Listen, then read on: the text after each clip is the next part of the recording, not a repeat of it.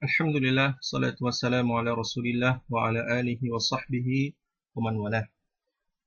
Isim yang ma'rifat setelahnya adalah al-munada. Al-munada. Al-munada adalah isim yang jatuh setelah huruf panggilan. Sebagaimana dulu di antara ciri-ciri isim adalah kemasukan huruf nida. Nah, di antara isim yang ma'rifat, yang sudah tertentu, yang jelas bendanya atau orangnya adalah munada. Contohnya di sini ya Ali, ya Ali. Maka Ali itu adalah isim ma'rifat. Contoh lagi ya rajulu. Asalnya adalah ya rajulun.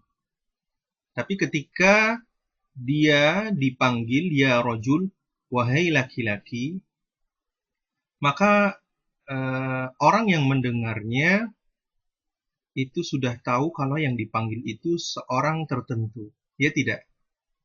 Nah, dengan panggilan ini, orang yang dipanggil ini menjadi makna yang sudah dituju. Karena itu dia termasuk isim ma'rifat yang sudah dikenal. Nah, ini munada. Kemudian juga ada munada yang pakai ya ayyuhal mu'min.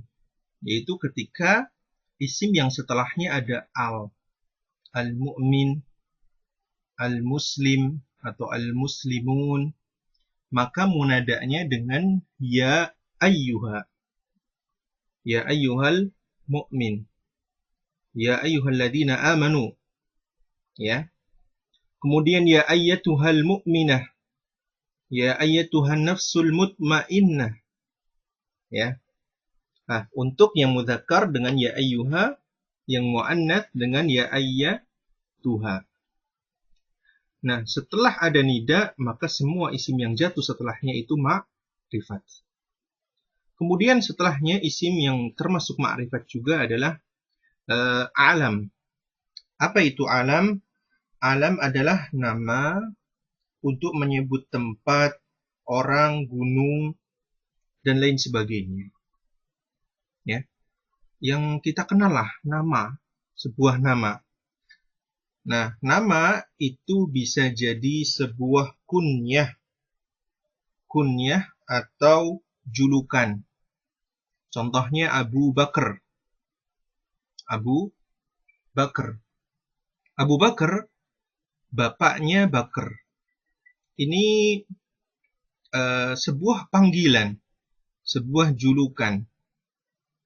Karena asalnya Abu Bakar ini namanya Abdullah ibn Quhafah.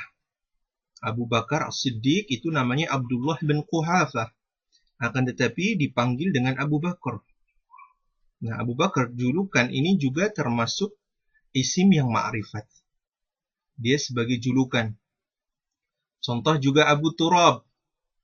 Siapa Abu Turab? Ali ibn Abi Thalib. Dia juga ma'rifat. Karena orang mengenal Abu Turab itu adalah Ali. Contoh lagi Saifullah. Julukan Saifullah.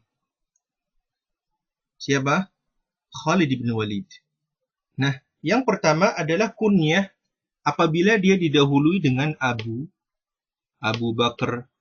Kemudian didahului dengan Ummu Aisyah, Ummu Hani, Ummu Khadijah, atau Ummu, di sini laki, contohnya Ummu Sa'ad dipanggil. Kemudian Ibnu Abbas diawali dengan Ibnu. Abu, Ummu, dan Ibn. Maka ini termasuk sebuah julukan. Kalau dalam bahasa kita mungkin tidak terlalu familiar, tapi terkadang dipakai. Bapaknya misalkan nama perempuan. Bapaknya Sekar misalkan. Atau ibunya Bagus. Ya kan? Itu ada makna kedekatan sendiri. Ada makna keakraban sendiri. Ya. Bapaknya siapa? Coba kalau kita panggil dengan namanya, ibu, misalkan ibu A. Tapi kalau dipanggil dengan nama anaknya, seakan-akan gimana ya, ada makna sendiri. Nah, ini namanya al-kunyah. Didahului dengan abu, ummu, dan ibn. Maka kunyah, julukan itu ma'rifat. Kemudian yang ma'rifat adalah laqab. Ini dari jenis alam. Laqab adalah sebuah gelar. Contohnya adalah asy-syaikh. Asy-syaikh, asy-syaikh misalkan Ibnu Baz. Asy-syaikh siapa lagi? Syekhul Islam Ibnu Taimiyah misalkan. Maka syekh ini sebuah gelar. Nah, gelar juga termasuk isim yang ma'rifat. Al-Ustadz. Al-Ustadz siapa? Ya, dia ma'rifat. Kemudian juga yang ma'rifat adalah nama. Nama secara umum. Contohnya Umar, Muhammad. Nah, yang kita bahas di sini adalah bahwa sebuah nama itu bisa ada kalanya kunyah, sebutan.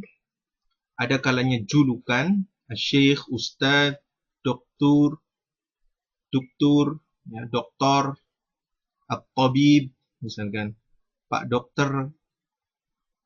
Maka ketiganya ini baik kunyah, laqab, kemudian alam, nama, itu ma'rifat. Seperti Mekah. Ketika orang mengatakan Mekah, itu pikiran kita kemana? Ke Indonesia kah? Ke Cina kah? Tidak. Pasti kita pikirannya sudah kemana?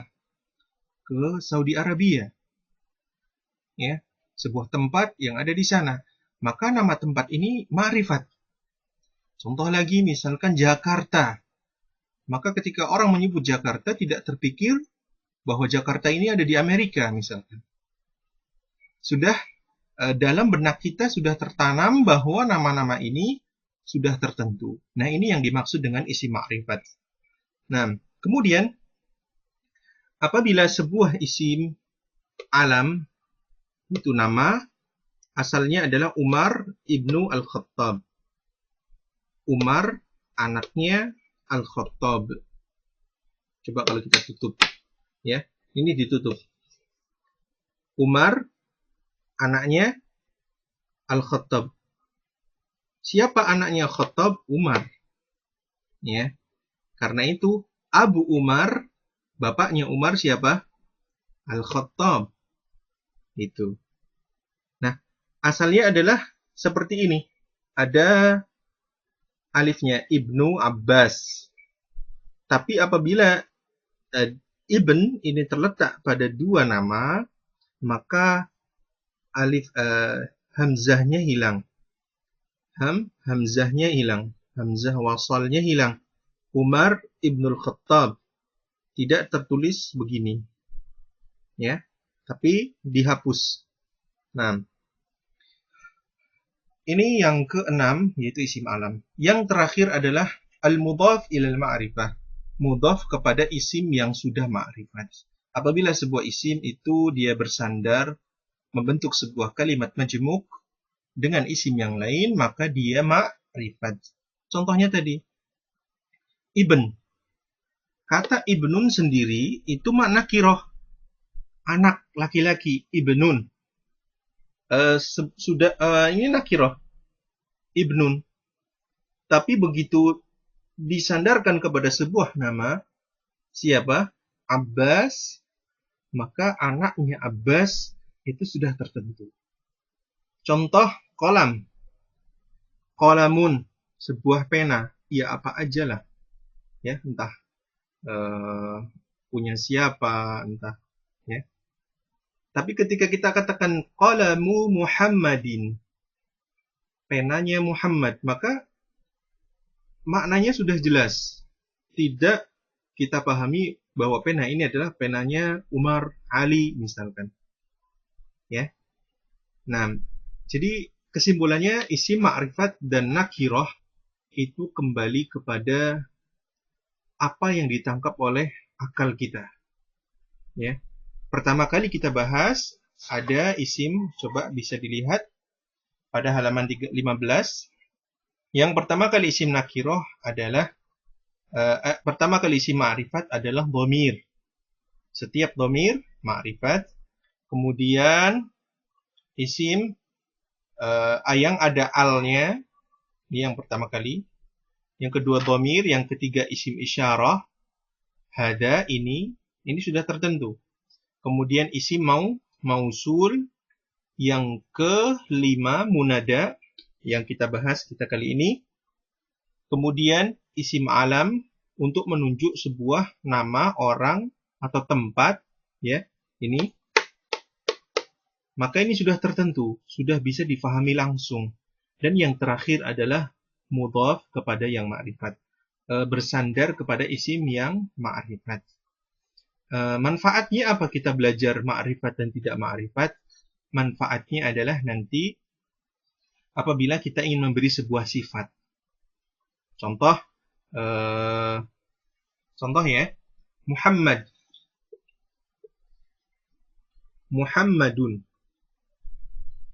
Muhammad, kalau kita ingin memberi sebuah sifat Muhammad yang yang bagus atau yang karim, maka kalau kita ingin memberi sebuah sifat, kita tidak bisa mengatakan karimun. Nanti ini jadinya adalah subjek dan predikat. Muhammad adalah mulia. Tapi kalau ingin membuat sifat Muhammad yang mulia, maka di sini harus ada al. Harus ada alnya. Kenapa? Karena Muhammad isi ma'rifat, maka sifatnya juga harus ma'rifat, ada alnya. Ya. Contoh lagi, buku yang bagus. Ketika kita katakan kitabun, buku yang baru misalkan, jadidun, kitabun jadidun. Nah, ketika ini ma'rifat, maka sifatnya juga harus ma'rifat. Al-jadid, al-kitabul jadid. Ya. Ini mengetahui ma'rifat dan tidak ma'rifat. Wallahu a'lam bishawab. Ini saja yang bisa kita sampaikan. Wallahu a'lam bishawab.